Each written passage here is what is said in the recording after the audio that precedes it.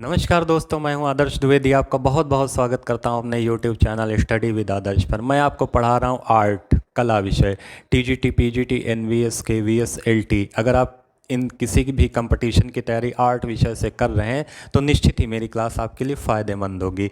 तो चलिए हम शुरू करते हैं अपना आज का टॉपिक। हम पढ़ रहे थे स्थापत्य कला। हमने स्थापत्य कला में मौर्यकालीन स्थापत्य कला पूरा कंप्लीट कर लिया था। उसके बाद में हमने बौद्ध धर्म पढ़ लिया था, जैन धर्म पढ़ लिया था। आज का हमारा विषय है गांधार कला या गांधार शैली, और इसके बाद हम लोग मथुरा शैली पढ़ेंगे इस क्लास के बाद में। देखिए, प्रथम शताब्दी ईसा पूर्व में लगभग एक साथ दो शैलियाँ ऐसी विकसित हुई जो बौद्ध धर्म से संबंधित थी, और उनमें मूर्तियाँ बनती थी। चित्रकारी से संबंधित नहीं थी, वो मूर्ति कला से संबंधित थी। भारत में विकसित हुई। एक का नाम था गांधार शैली, एक का नाम था मथुरा शैली। और ये दोनों शैलियाँ ऐसी विकसित हुई जो लगभग एक साथ, जिनका उद्भव हुआ, एक साथ चली और वो जाकर के गुप्त काल में समाहित हो जाती या उसमें उनका सम्मिश्रण हो जाता है। भारत में ऐसी कलाएं विकसित हुई जिनमें से ये जो गांधार कला थी, इस पर कुछ विदेशी कलाओं का प्रभाव था, जैसे कि यूनान का प्रभाव था, ग्रीक का प्रभाव था। और ये जो हमारी मथुरा कला थी, ये पूरी की पूरी स्वदेशी थी, स्वदेशी शैली थी। इसमें भरहूत का प्रभाव था, सांची की मूर्ति कला का प्रभाव था। ठीक। और ये जो दोनों शैलियाँ थी, इनको कुषाण शासकों ने, और कुषाण शासक के एक शासक थे, प्रतापी शासक, आप सभी जानते हैं, विशेषकर कनिष्क ने इन दोनों शैलियों को संरक्षण दिया। अगर वंश पूछा जाए तो कुषाण वंश, अगर शासक पूछा जाए तो कनिष्क। ठीक, ये दोनों लगभग एक साथ विकसित होकर के चलते चलते ये जब गुप्त काल आता है तो उसी गुप्त शैली में समाहित हो जाती हैं। आज हम बात करेंगे हमारी गांधार शैली में। हम देखेंगे कब से कब तक विकसित हुई, इसके क्षेत्र क्या थे, इसकी खोज किसने की, इसकी मूर्तियाँ कौन कौन सी हैं और इसकी विशेषताएं क्या क्या हैं। चलिए पढ़ते हैं हम गांधार शैली। देखिए, गांधार कला, गांधार व मथुरा कला मुख्यतः प्रसिद्ध है मूर्ति कला के लिए। ठीक, इनका चित्रकारी से संबंध नहीं है, इसमें मूर्तियां बनती थीं। मूर्ति कला के लिए दोनों कलाएं। अभी हम मथुरा कला की बाद में बात करेंगे, अभी केवल हम गांधार की बात करेंगे। ठीक, यहाँ पर मैंने लिख दिया मथुरा कला क्योंकि ये भी मूर्ति कला के लिए प्रसिद्ध थी, तो इसलिए लिख दिया। गांधार व मथुरा कला मुख्यतः प्रसिद्ध हैं मूर्ति कला के लिए। ठीक, गांधार शैली का समय क्या है? 50 ईसा पूर्व से 300 ईस्वी। देखिए, अगर शताब्दी पूछी जाए तो प्रथम शताब्दी ईसा पूर्व। मैं ईसा पूर्व और ईस्वी बता चुका हूँ, जब मैंने बौद्ध धर्म जैन धर्म पढ़ाया था उसमें मैंने बताया था। तो देखिए, अगर तिथि पूछी जाए या सन पूछा जाए तो 50 ईसा पूर्व से 300 ईसा पूर्व, और ये एग्जैक्ट टाइम नहीं है। अलग अलग विद्वानों के अलग अलग मत हैं, लेकिन लगभग ये प्रथम शताब्दी के आसपास शुरू होकर के और 300, 400 और गुप्त काल तक चलते। अगर आपको ऑप्शन में इसके आसपास का ऑप्शन मिले तो आप टिक कर दीजिएगा। ठीक, 50 ईसा पूर्व से 300 ईस्वी गांधार शैली का समय रहा। गांधार कला का सर्वश्रेष्ठ काल समय तो ये रहा, लेकिन एक चरमोत्कर्ष या सबसे सुंदर काल कब रहा या सबसे ज़्यादा इसको प्रोत्साहन कब मिला? तो द्वितीय शताब्दी कनिष्क के समय। ठीक, द्वितीय शताब्दी में कनिष्क के समय। कनिष्क हमने बताया था कुषाण वंश का शासक था। कनिष्क के समय में जो चौथी बौद्ध संगीत हुई थी, कनिष्क के समय में कुंडलवन कश्मीर में चौथी बौद्ध संगीत हुई थी, हमने बौद्ध धर्म में सब बताया था। वहाँ पर बौद्ध धर्म दो शाखाओं में बंट गया था, एक था हीनयान, एक था महायान। हीनयान वाले बौद्ध धर्म को वैसा ही मानते थे जैसे बुद्ध बता गए थे। वो बुद्ध को एक मानव के रूप में देखते थे जिन्होंने मोक्ष का मार्ग खोजा था, और महायान वाले क्या करते थे, वो उनको एक अवतार मानते थे, उनको एक देव पुरुष मानते थे। ठीक, ये अंतर था हीनयान और महायान में। ये कनिष्क के समय में बौद्ध धर्म का विभाजन हुआ था, और इसका सर्वश्रेष्ठ काल था द्वितीय शताब्दी कनिष्क के समय। अब गांधार शैली किन किन शैलियों से मिलकर बनी है? भारतीय मूर्तिकला। ठीक, भारतीय मूर्तिकला का सम्मिश्रण था। यूनानी मूर्तिकला प्लस ग्रीक या रोमन, ग्रीक को रोमन या रोमन को ग्रीक। ठीक, भारतीय मूर्तिकला, यूनानी मूर्तिकला और ग्रीक या रोमन कला, इन चीज़ों से मिलकर के, इतनी कलाओं से मिलकर या इतनी शैलियों से मिलकर के गांधार कला का निर्माण हुआ था। भारतीय मूर्तिकला, यूनानी मूर्तिकला, ग्रीक या रोमन। अब गांधार कला विकसित कहाँ हुई? गांधार प्रांत में, ठीक, गांधार प्रांत में ये गांधार कला विकसित हुई। गांधार कला के प्रमुख केंद्र, गांधार तो था ही था, गांधार तो था ही था। उसके अलावा देखिए अफ़गानिस्तान का बमियान, ये बहुत इम्पॉर्टेंट है, ये बहुत ज़्यादा इम्पॉर्टेंट है, इसको आप लोग याद रखेंगे। अफ़गानिस्तान का बमियान ये क्यों इम्पॉर्टेंट है अभी आगे बताएंगे। देखिए यहाँ पर जो है अफ़गानिस्तान के बमियान के क्षेत्र में बुद्ध की खड़ी हुई मूर्तियों को बनवाया था कनिष्क ने, सम्राट कनिष्क ने अफ़गानिस्तान के बमियान क्षेत्र में बुद्ध की मूर्तियों को बनवाया था। एक थी 115 मीटर लगभग लंबी और एक और थी। तो इन दोनों मूर्तियों को 2001 में कुछ उपद्रवियों ने इनको क्षतिग्रस्त कर दिया था या तोड़ दिया था। उस समय ये बहुत प्रकाश में मामला आया था। एक बार ये कहीं क्वेश्चन पूछा भी गया है कि कहाँ बुद्ध की मूर्ति को किस क्षेत्र में तोड़ा गया, तो ये अफ़गानिस्तान के बमियान क्षेत्र में। और किसने बनवाया था इन मूर्तियों को? कनिष्क ने बनवाया था, ठीक। खड़ी मुद्रा में मूर्तियाँ हैं। गांधार कला के प्रमुख केंद्र थे अफ़गानिस्तान का बमियान व जलालाबाद तथा स्वात घाटी का हिड्डा क्षेत्र। गांधार कला को प्रकाश में कौन लाया? इसका मतलब महत्व किसने बताया दुनिया को, या दुनिया से गांधार कला का परिचय किसने करवाया?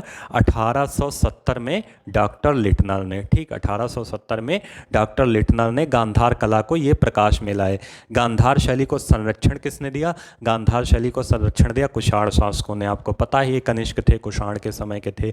अब देखिए ग्रेको बुद्धिस्ट, ये जो गांधार कला है इसके कई सारे नाम, अलग अलग विद्वानों ने अलग अलग इसको नाम दिए।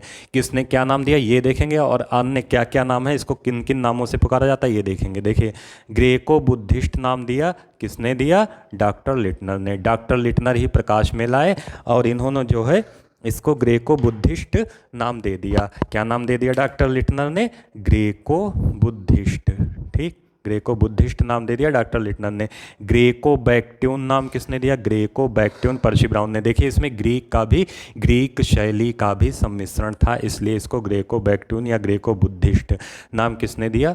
ग्रेको बुद्धिस्ट नाम दिया डॉक्टर लिटनर ने। ग्रेको बैक्ट्यून नाम दिया पर्सी ब्राउन ने। Greco Buddhist doctor Leitner, Greco Bactrian Percy Brown. इसके अन्य नाम क्या क्या हैं? इंडो हेलेनिस्टिक कला, इंडो हेलेनिस्टिक कला, इंडो ग्रीक या हिंद यूनानी, ठीक। आपसे पूछा जाएगा इंडो हेलेनिस्टिक कला किसका नाम है? गांधार कला दिया होगा, मथुरा कला दिया होगा, तो आपको याद रखना है। इंडो ग्रीक कला किसका नाम है? गांधार कला का। हिंद यूनानी किसको कहते हैं? गांधार कला को। ग्रेको बैक्ट्यून किसको कहते हैं? गांधार कला को। ग्रेको बुद्धिस्ट किसको कहते हैं? गांधार कला को, ठीक। किसने नाम दिया ये भी आप थोड़ा सा याद रखेंगे।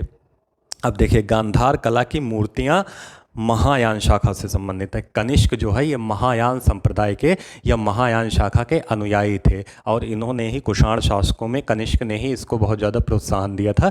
तो ये महायान शाखा से संबंधित मूर्तियाँ थीं, ठीक।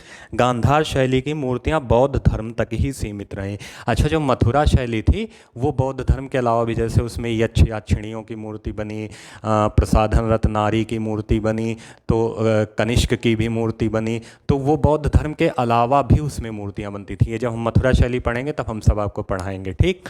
और ये जो गांधार शैली थी इसमें बुद्ध की ही मूर्तियाँ बनती थी बहुत ज़्यादा, अधिकतर। एक आधी बन गई हों कोई, वो अलग बात है, लेकिन ये बौद्ध धर्म तक ही कला सीमित रही गांधार शैली, ठीक। अब देखिए ये बहुत इंपॉर्टेंट पॉइंट है गांधार शैली में, इस पे आप लोग इम्पॉर्टेंट लगाइए, इम्पॉर्टेंट। गांधार शैली में काला सिलेटी पत्थर या भूरा सिलेटी पत्थर, गांधार शैली में काला सिलेटी पत्थर या भूरा सिलेटी पत्थर इस्तेमाल हुआ है, ठीक। गांधार कला में अभिप्राय व विषय भारती, पहले तो आप ये याद रखेंगे गांधार शैली में काला सिलेटी पत्थर या भूरा सिलेटी पत्थर इस्तेमाल हुआ है। वहीं पर अगर हम बात करेंगे मथुरा शैली की, तो मथुरा शैली में लाल बलुआ पत्थर, लाल बलुआ पत्थर इस्तेमाल हुआ है, ठीक। काला सिलेटी पत्थर या भूरा सिलेटी पत्थर इस्तेमाल हुआ है, वहाँ पर लाल पत्थर इस्तेमाल हुआ है, ठीक। गांधार कला में अभिप्राय व विषय भारतीय है। अब देखिए ये दोनों पॉइंट देखिए, फिर हम इन दोनों पॉइंट पर थोड़ा सा चर्चा करेंगे। गांधार कला में अभिप्राय व विषय भारतीय है। गांधार कला में शैली कौन सी है? यूनानी है। अलंकरण भी यूनानी है, शैली यूनानी है, अलंकरण यूनानी है। गांधार कला में अभिप्राय व विषय भारतीय। अब इसका क्या मतलब है? देखिए गांधार कला में जो था अभिप्राय व विषय भारतीय था। कैसे भारतीय था? जैसे महात्मा बुद्ध वो अपने भारत के थे, ठीक।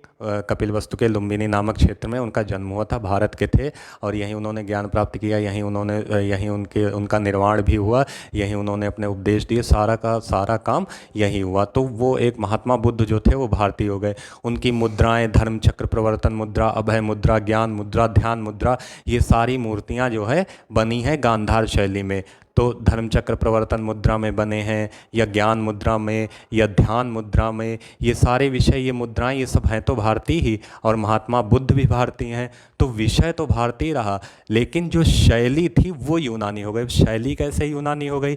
जैसे महात्मा बुद्ध को बनाया तो उन्होंने महात्मा बुद्ध को, लेकिन कैसे बनाया? जैसे यूनानी धर्म में देवी देवता बनते थे जिस प्रकार के, जैसे बुद्ध को एक राजा की तरीके का बना दिया, अपोलो देवता की तरह बना दिया। बुद्ध की मूर्तियाँ गांधार शैली में अपोलो देवता की तरह बनी हैं। उनको राजसी वस्त्र में बना दिया। अपने यहाँ शैलियों में क्या बनता था, जैसे कोई संत होता था या महात्मा होता था, उसको श्वेतांबर दिखा दिया या दिगंबर दिखा दिया, इस तरीके के चित्र बनते थे, चित्र या मूर्तियाँ। और वहाँ क्या है, अपोलो देवता एक राजा की तरह, उनकी मांसपेशियाँ जो बनती थी उन्होंने अपनी शैली का डाल दिया। उनकी मांसपेशियों पर वो लोग बहुत विशेष ध्यान देते थे। कपड़ों की सलवटें बहुत बारीक बनाई गई हैं। तो ये सारी की सारी चीज़ें जो थी वो इन्होंने महात्मा बुद्ध में बनाई, यही हो गई आपकी शैली, ठीक। इसी को शैली कहते हैं। वेशभूषा से शैली झलकती है, हाव भाव से शैली झलकती है। तो ये सारी चीज़ें, मांसपेशियाँ बना दें, कपड़ों की सलवटें बना दें, सोने से जड़ित वस्त्र बना दिए। यहाँ अपने कहीं पीताम्बर बना देते हैं साधु संतों का, वहाँ सोने से जड़ित अपोलो देवता की तरह उनको बना दिया। तो ये शैली जो थी ये यूनानी थी। विषय और अभिप्राय तो भारतीय रहा, लेकिन शैली यूनानी, अलंकरण यूनानी। देखिए अलंकरण आप याद रखेंगे, मथुरा शैली में अलंकरण नहीं हुआ है, ठीक, और गांधार शैली में अलंकरण हुआ है, ठीक। और वो क्या है, यही सारी चीज़ें प्रदर्शित करने की उस पर यूनानी शैली का प्रभाव है। जैसे अलंकरण, वहाँ पर अलंकरण पर बहुत ध्यान दिया जाता है, ठीक। अलंकरण यूनानी। बुद्ध की मूर्तियों में प्रथम बार आभा मंडल दिखाया गया गांधार कला में। आपने देखा होगा कभी देवी देवताओं की मूर्तियां आप लोग देखते होंगे तो पीछे एक पीला व्रत, प्रकाश व्रत दे देते हैं पीले तरीके का, जैसे प्रकाश निकल रहा है, या दिव्य गोला, दिव्य शक्ति जैसा गोला दिखता है।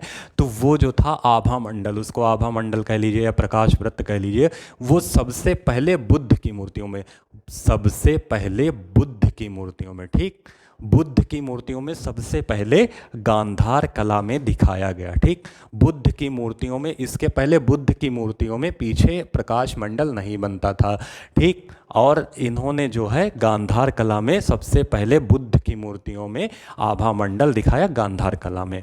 गांधार कला में बुद्ध को कैसा दिखाया गया? गांधार कला में बुद्ध को यूनानी देवता अपोलो की तरह दिखाया गया। एक देवता है अपोलो, वो मतलब यूनान के एक देवता है ज्यूस, जैसे अपने यहाँ इंद्र हैं देवताओं के राजा, तो वैसे ही वहाँ पर ज्यूस एक अपोलो, मतलब ज्यूस एक देवता हैं यूनानियों के देवताओं के राजा। तो उनके पुत्र जो ज्यूस हैं उनके पुत्र हैं अपोलो, उनकी तरह बुद्ध को दिखाया गया है, ठीक। गांधार कला में बुद्ध को यूनानी देवता अपोलो की तरह दिखाया गया, ये आप ध्यान रखेंगे।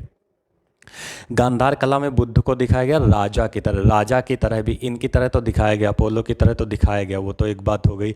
एक बात ये हो गई राजा की तरह स्वर्ण जड़ित वस्त्र पहने हुए, उनके वस्त्र जो हैं बुद्ध के सोने से जड़े हुए वस्त्र, मतलब जैसे सोने में जो चमक होती है, या कह लीजिए स्वर्ण जड़ित वस्त्र, जैसे राजा महाराजा थे सोने से जड़े हुए वस्त्रों को पहनते थे, तो वो उस प्रकार के इन्होंने सोने के वस्त्रों को पहने हुए दिखाया है राजा की तरह, ठीक। गांधार कला में कपड़ों की सलवटों को अत्यंत बारीक बनाया गया है तथा अंग प्रत्यंगों व मांसपेशियों पर विशेष ध्यान दिया गया। देखिए यही चीज़ें हैं जो ये प्रदर्शित करती हैं कि शैली वहाँ की है, वहाँ अंग प्रत्यंगों पर ध्यान दिया जाता था, कपड़ों की सलवटें बहुत बारीक बनाई जाती रही होंगी, अब वो अपने देवी देवताओं को राजा की तरह दिखाया जाता रहा होगा।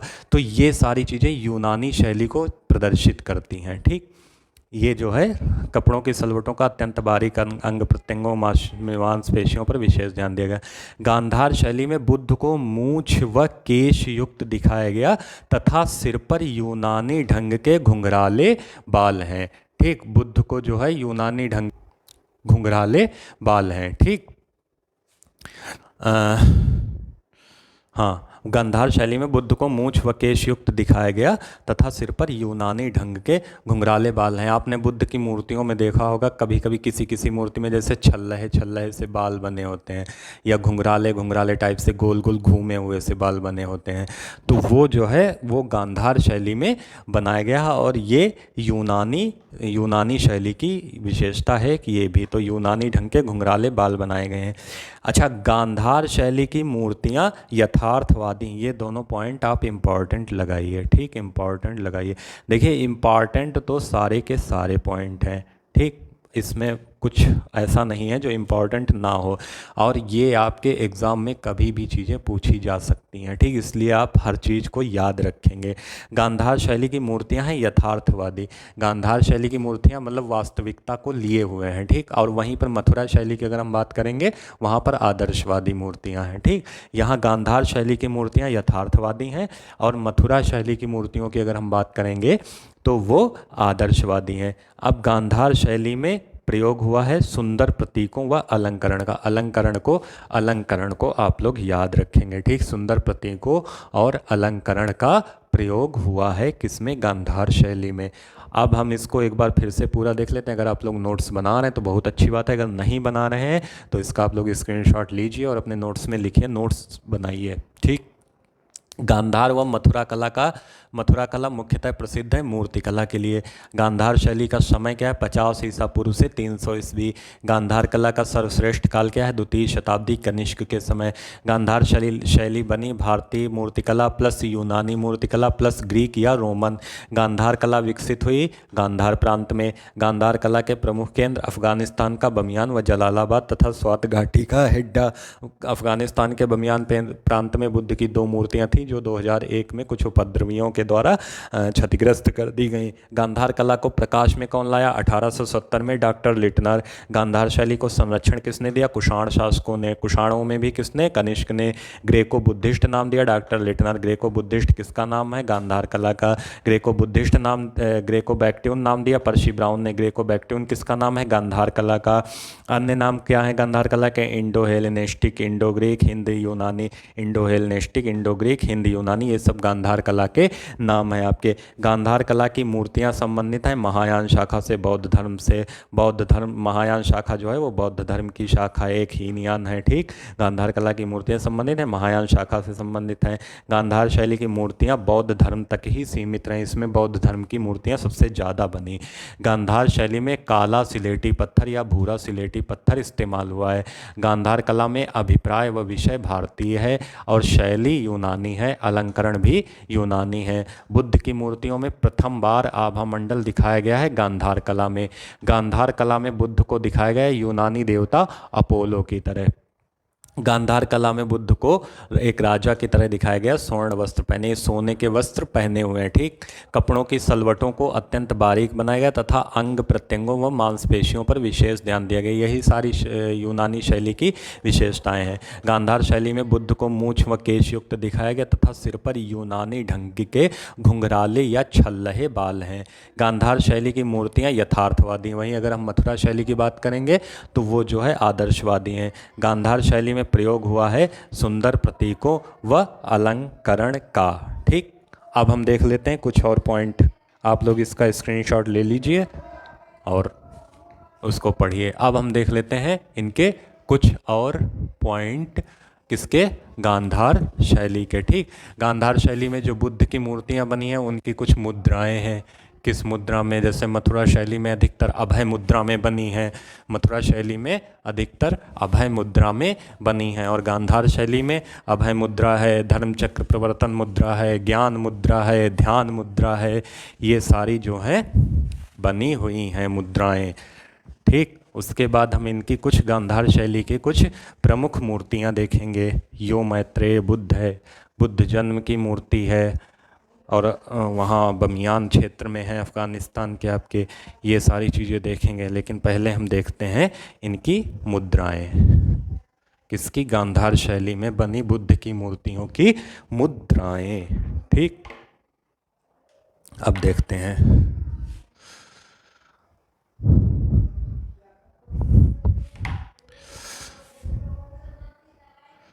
गांधार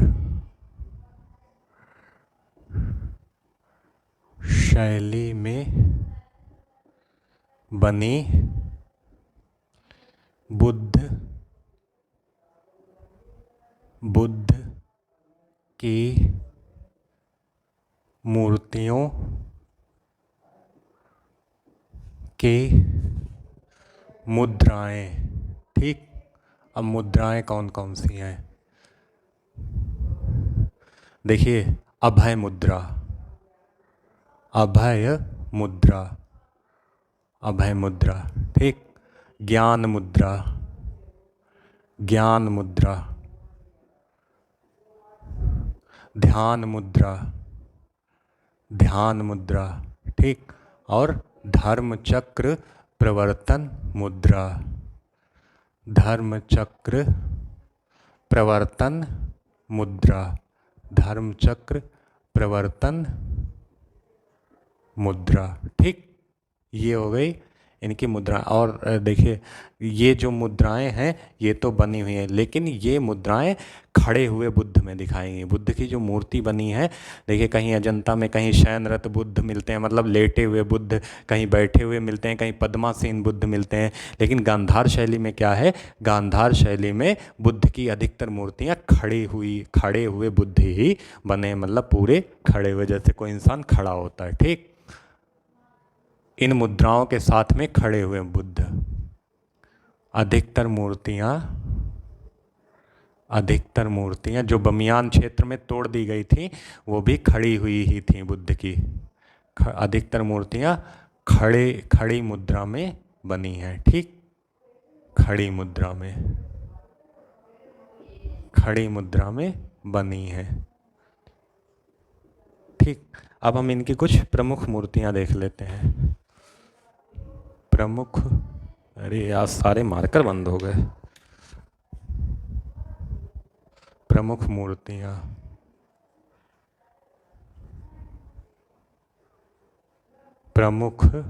मूर्तियां।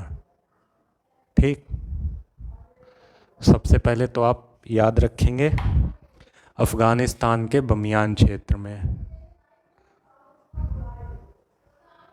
अफगानिस्तान के बमियान प्रांत या बमियान क्षेत्र में, बमियान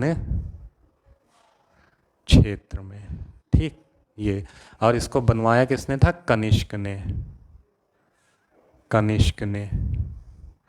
और इसमें लिख लीजिए 2001 में क्षतिग्रस्त कर दी गई या तोड़ दी गई, क्षतिग्रस्त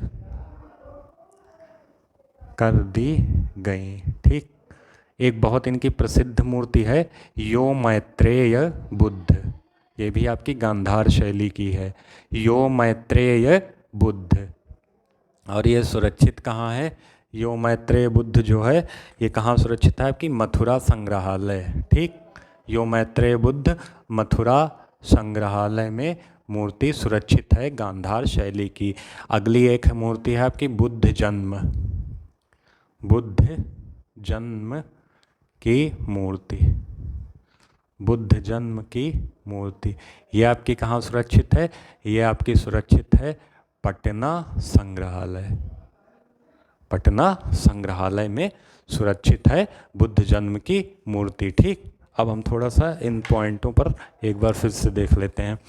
गांधार शैली में बनी बुद्ध की मूर्तियों की मुद्राएं अभय मुद्रा, ज्ञान मुद्रा, ध्यान मुद्रा, धर्म चक्र, प्रवर्तन मुद्रा। ठीक, और अधिकतर मूर्तियां खड़ी मुद्रा में बनी हैं, मतलब खड़े हुए बुद्ध में ये मुद्राएं दिखाई गई हैं। ठीक, खड़े हुए बुद्ध में, मतलब खड़े बुद्ध में ये मुद्राएं दिखाई गई, जैसे ध्यान मुद्रा ये होती है।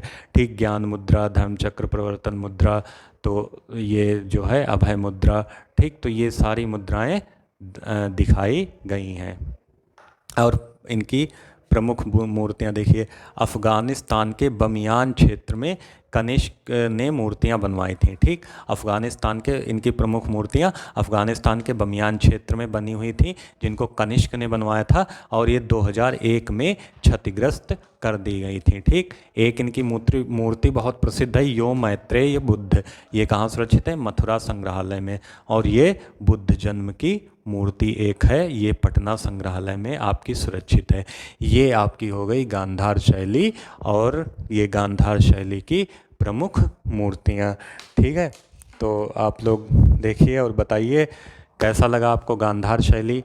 मैंने जो है कोशिश की कि आपको अच्छे से अच्छा पढ़ाऊँ, और अगर आपको कोई भी कन्फ्यूज़न है, ठीक, कोई भी आपको कन्फ्यूज़न है, तो मेरा ये नंबर 7518924050, इस पर आप मैसेज करिए। मैं अपनी पूरी कोशिश करूँगा कि आपका कन्फ्यूज़न दूर कर सकूँ। ठीक है, मिलते हैं अगली क्लास में मथुरा शैली या मथुरा कला के साथ में। ठीक, सभी का बहुत बहुत धन्यवाद। खूब पढ़िए, मन लगा के पढ़िए, अच्छे से तैयारी करिए, और सभी का दिन शुभ हो। सभी को नमस्कार, वंदे मातरम, जय हिंद, जय भारत।